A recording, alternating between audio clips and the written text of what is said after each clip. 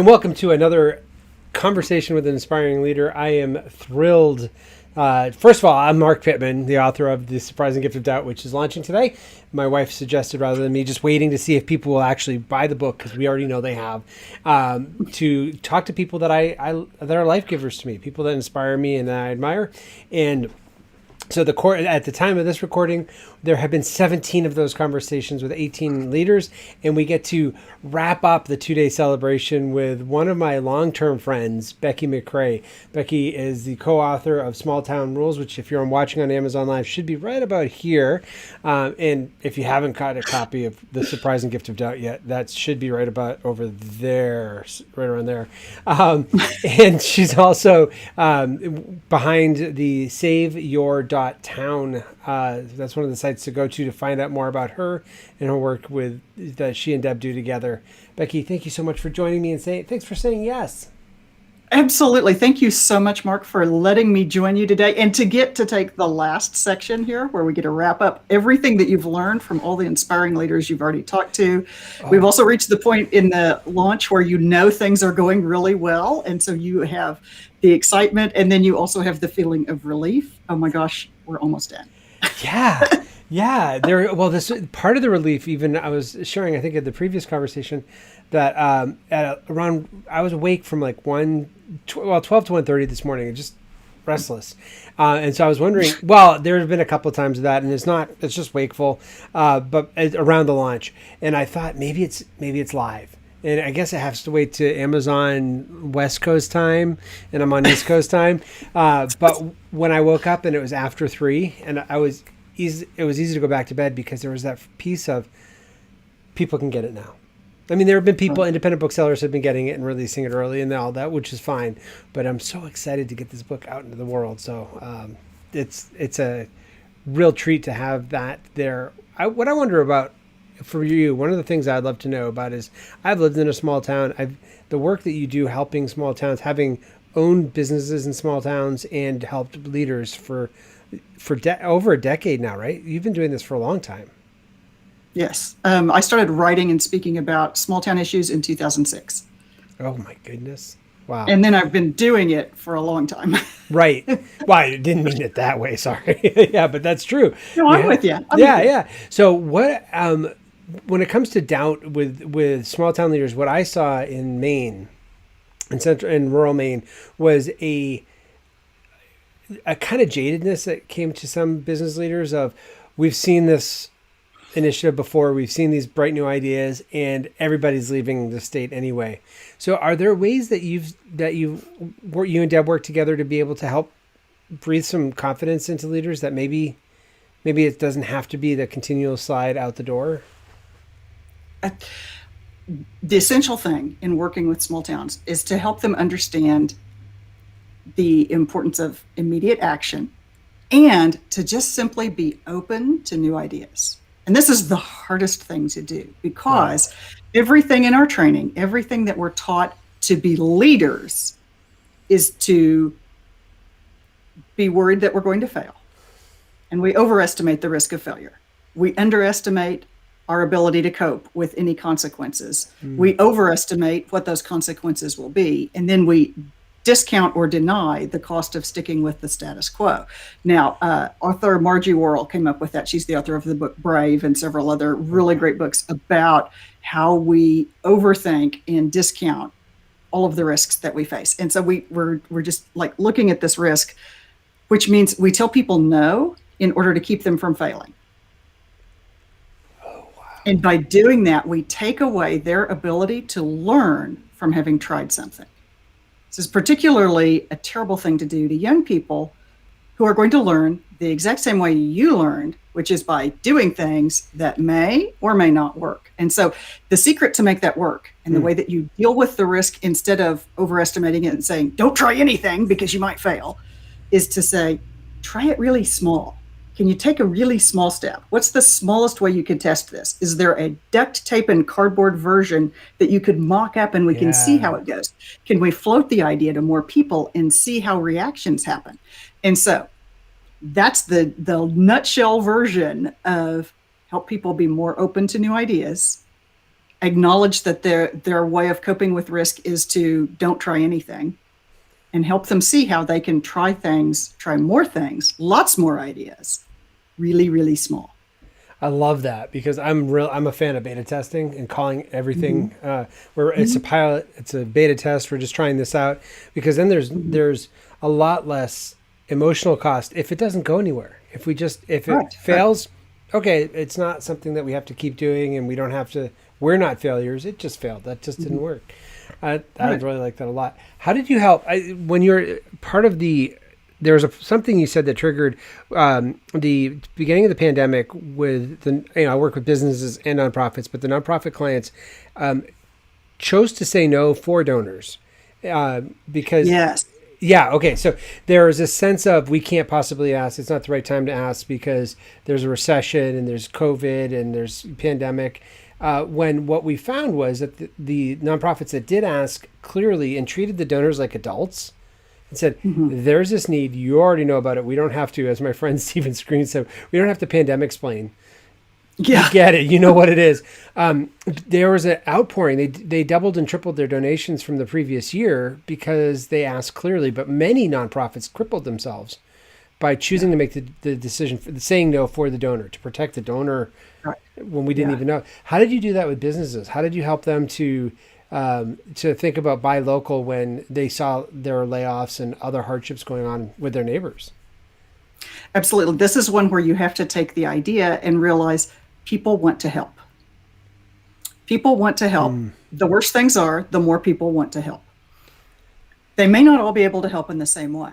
And so it's a matter of understanding the curve of people's ability to assist right now. And so if you take your pen and you draw like a power law curve where it's really tall at one side and it tapers off, and then you've got the long tail, right? You've seen a long tail illustration. That's the curve on which people can assist you right now. The trick is make the size of your ask match their ability to assist right now. We do the same thing with volunteer roles. If I'm asking you to give up 10 hours a week and to dedicate yourself to a 4-year officer rotation, that's a different level of ask than could you click share and share this on your timeline? Those are two different levels on the graph, right?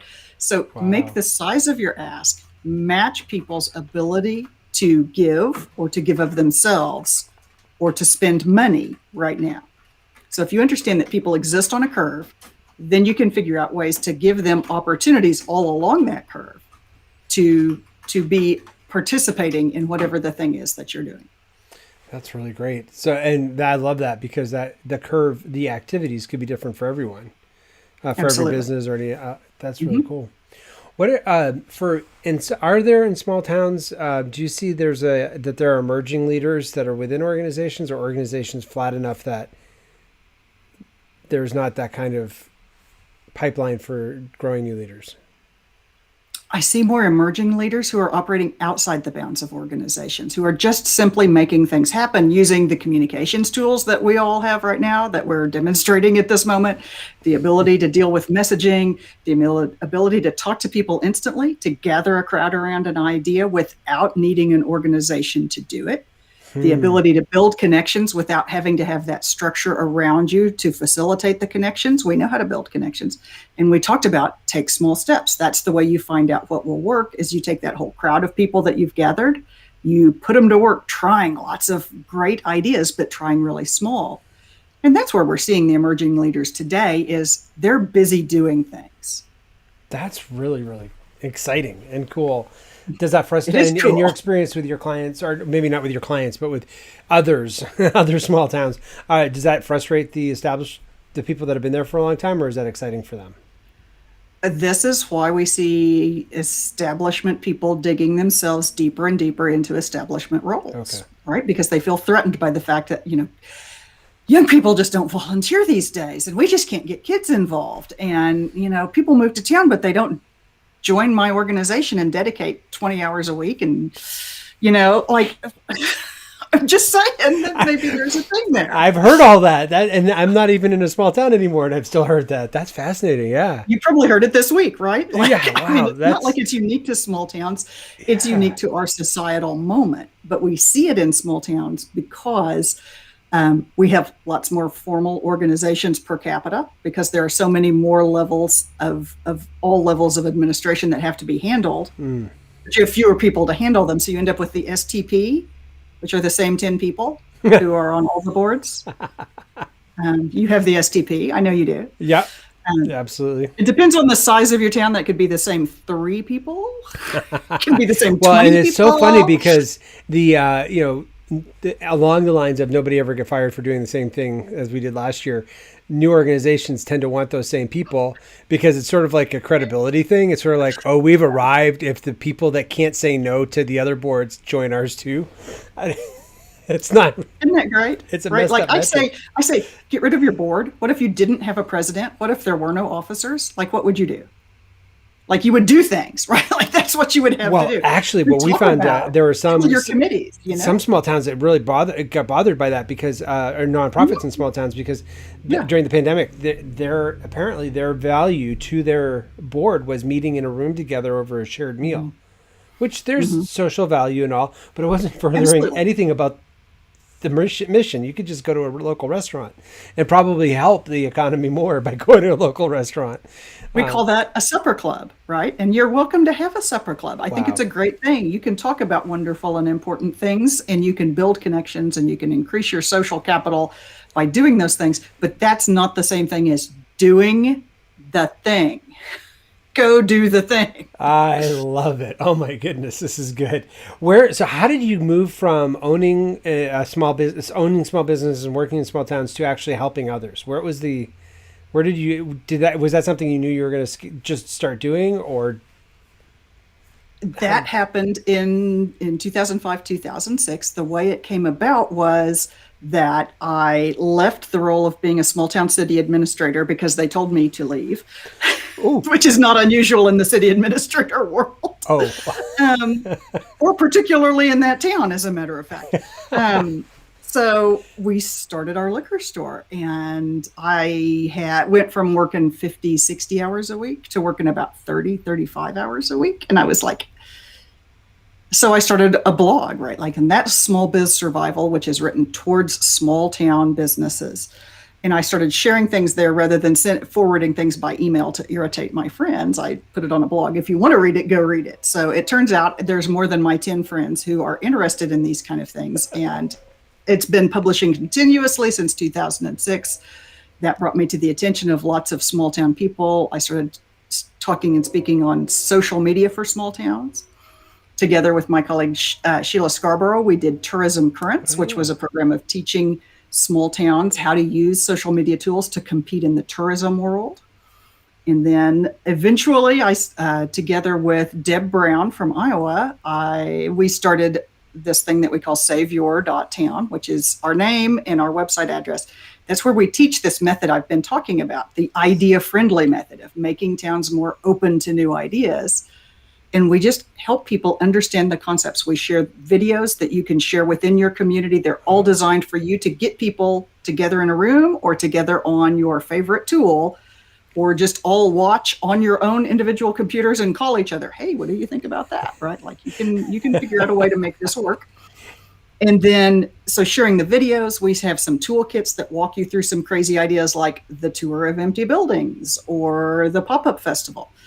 We walk you through those kind of things. And then we do visit communities. We do presentations that, we get called to speak at people's annual banquets, but we also come and walk through towns with you and just kick people into action and say, you could go do that. And here's how. Someone will say, I really wish I could just close down all of Main Street, Elkhart, Kansas, and have a community dinner from one end of town to the other, and everyone in town would be there. Great. How long have you been talking about that? About 5 years. I said, okay, get your card table, call a friend, bring some fried chicken, and start tomorrow. And then in another week or another month, add another card table and bring some more friends. Ooh. And then in 5 years, you'll be closing down Main Street and you'll have 2,000 people eating dinner together. But you have to start. You have to start to have something for people to join in with. Well, and that's the duct tape boxing, the box duct tape, the small, my goodness. Because there's not much you could screw up. Maybe the placement of the card table. Maybe you get a few Start stairs. with an empty lot Okay. or on the sidewalk in front of an empty lot so that nobody's going to be able to complain that you're there. Okay.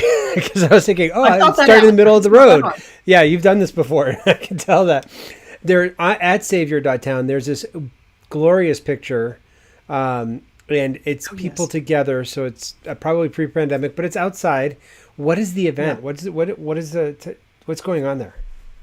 That is in Webster City, Iowa, which has a population of about 8,000 people. Okay. And the event is one that my colleague Deb Brown helped put on when she was director of their Chamber of Commerce. And I believe it's called Summer Nights. And so they would have a concert. That lot that you see people gathered on, that beautiful green space, the grass, what they're gathered on is a lot where a building burned down. How many small towns have had a building burned down in their downtown? They took that lot, they reshaped it, and kind of formed it into a natural sort of bowl or amphitheater sort of shape in the dirt, right? And then put grass over it. So it's just like a grassy place where you can kind of lean and recline, or you can sit, or you can set up a lawn chair on the flat places. And then they put up a little band shell sort of thing, little place stage where people can perform at one end. And if you want to use it, you go talk to the gal at the bank and she puts your name on the calendar and you use it. That's how that works. Wow. And so they're having a concert and it's a summer night. You know how it stays light late into the evening in the summers. And so people are hanging out and talking to each other. Somebody decided that I'm going to sell food. And so they bring food to sell, right? Or, you know, somebody that is decided that I'm going to sing too, right? Like, so you sign up and do the open mic thing. Or, you know, I mean, the whole thing is about community participation, bringing people together and showing that we as a community have things that unify us. That is really cool. Wow. Well, as we move into kind of what looks like maybe moving out of the pandemic, hopefully the variants don't go nuts on us. What are you looking forward to the most? Like, what do you think that has... let me preface this and forgive me for coloring the water, but I think a lot of organizations have stopped things that I'm concerned they're going to pick up again. Rather than seeing... rather than saying, oh, we never needed those in the first place. So this is like you and I sitting in the back of the room while somebody is speaking. It's like, we're like, man, we hope they don't say that. We hope they don't do that ever again. Yeah, it was right around 2006, 2007, I think. Yeah, if you ever want Becky and myself to be at the same conference together, you might want to separate us from the back of the room because our sarcasm factor goes way... We're smart and we're opinionated and we're having fun back and forth with each other. I'm sorry, but you know, it's just one of those moments that you're like, boy, I hope they really, I get what you're saying. We hope there are some things that they don't start back up. Like, you do not need these things. And so it's a wonderful opportunity to question every single, do we really need that meeting? No, we don't. Do we really need to have this formal structure? How could we take this opportunity to crush our formal structures and to start something far more new, far more idea friendly, far more open to informality? If you can figure out a way, we don't need a plan because we did a pilot. We don't need to write it down because we're going to test it and see. We don't need to vote on which idea we think is best because we're going to be trying all of them. Wow. Now, did you have a real question like, what am I miss? What do I want to do again? Well, there was that too, but I'm like, I'm glad this is being recorded because that was what you just put together with the three things. As I mean, I could just see any committee, any town meeting. Well, we need a plan. We need to have all this different things. What's our vision? No, we just need to do something. And we're going to vote. Oh yeah, like, voting. You've got to. And we're going to compromise until we can get everybody to agree to vote on the same thing. When instead, we could run 10 tests and find out. We're going to get them to compromise so that everybody equally really isn't committed to whatever. Exactly. That's what we're doing. Exactly. Yes, but you personally, yeah. Let's chip there. I'm saying that is a common thing, is that we end up trying to water an idea down until we can reach a consensus on the most mild milquetoast version of it. When the consensus actually emerges from the actions that people are willing and excited enough to take. And then they'll keep showing up because it's absolutely theirs. And it's theirs and it fits on that curve, right? Like, I was willing to take this action That's my level of motivation. And so if that was the ask that matches, I can do that. I can continue to do that. Whereas if you hold that vote, then, the same person that wins all the votes is going to win the vote. That's how you end up doing the same thing we did last time, because that's easy to vote for. I actually saw this happen in the town of Pullman, Washington. We're having we've just done a walkthrough of the downtown, and there's been much discussion of the fact that when it rains, the water comes down the hill, across the street, and washes trash up onto the sidewalks. Wait, it rains in Washington? I'm just kidding. Washington State, yeah, right? Like I'm saying, it could happen. And so here's the deal. They've got these dirty sidewalks, and they told me about it before I got there. We have a dirty sidewalk problem. All right, so that's okay. I mean, this is a thing. So there's discussion, and it looks like this, and you've seen this happen. It's where the guy looks across the room and goes, the Chamber of Commerce organized the last cleanup day, and he throws the javelin across the room. And I think that Chamber of Commerce should organize it again, right? So here's the Chamber of Commerce director, struck by the javelin, stuck to the floor. Okay. So she reaches down, she picks up her pen. Her pen weighs 1,000 pounds now. She's going to write down that I have to organize another cleanup day. All right. If we had held a vote, they would have all voted for another cleanup day, because that's what they had done before. And I made them all stop and said, no, you can't do it that way. We're not going to do it. You're not going to do it at all if that's the way you're going to do it. All right. So we all sat there quietly in the room and looked at each other very uncomfortably for a little bit. And a very young woman who owns a business, who's also kind of a petite gal, she raises her hand and she says, her name's Willow, as a matter of fact. She says, I'll clean up my sidewalk in front of my business. I said, that's great. Hashtag it, clean your own sidewalk day, tag 2 friends. And that's where I left it. Right. And then that was the end of the meeting. Right. And I went home. And what happened next is that Willow cleaned her sidewalk, and she tagged a friend and said, hey, I'm going to go sweep my sidewalk, or hey, I just went and swept my sidewalk. That turned into an entire movement. And now on Wednesday, all the business owners go out and sweep their own sidewalk, and they've made arrangements. The city, seeing this happen, has changed the schedule of the street sweeper to coincide. They sweep the trash off their sidewalks on Wednesday, and then in the early morning hours on Thursday, the guy rides the street sweeper machine around and picks up all the trash. Oh. Now, if we had held a vote in that meeting and said, what do you want to do? It would have all been, what? Cleanup day. We should all do cleanup day. If Willow had sat there and tried to convince them, we're going to change your minds. What I want you to do, I want you to all clean your own sidewalk. I want you to do it. We're going to all do it on Wednesday. It's going to be great. And then we're going to convince the city to change the way they schedule their people's work hours, right? Like, I'm going to convince you to do all of this in this meeting. You're dying laughing because this is not possible. It happens all the time, but it's not possible, right? What happened? Willow took the action that she was motivated and willing enough to take herself. The consensus emerged from that action. Willow had to do her part first, but then that gathered her crowd to her. And then we were able to build the connections. We were able to talk to the city. We were able to talk to the other merchants in the downtown and get people to do it at the same time. And they just took small steps. Just clean your own sidewalk. Consensus emerges from action. Consensus emerges from action. And with that, thank you, Becky. 2 days of wonderful conversations. This is a great way to end it. Everybody, be sure to, if you're on Amazon Live, you can get her book here. But if you, Small Town Rules, but if you're not on Amazon Live, you can still get her book. It's pretty cool that way. And then you can also get my book anywhere fine books are sold. And saveyour.town is the website that she was talking about. And what's the one? Small Business Survival? Small Biz Survival. Okay, and if you Google my name, back in the day, you find all the things. Okay, just Google Becky McCray. You'll find all the things. Becky, thanks so much for celebrating with me, and thanks for sharing all this wisdom. I think there are a lot of people that were shaking their head yes and scribbling notes. Congratulations on a wonderful launch and a great book. I'm so excited to get my hands on a copy soon. And it was really nice of you to color coordinate everything to the color of my shirt today. Thank you. I didn't want to be the guy that said that, but I noticed that my bow tie, somebody else pointed out my bow tie fits, and I was appreciative that you, I thank you for thinking that I color schemed to a That's very nice of you. That's of course what I did.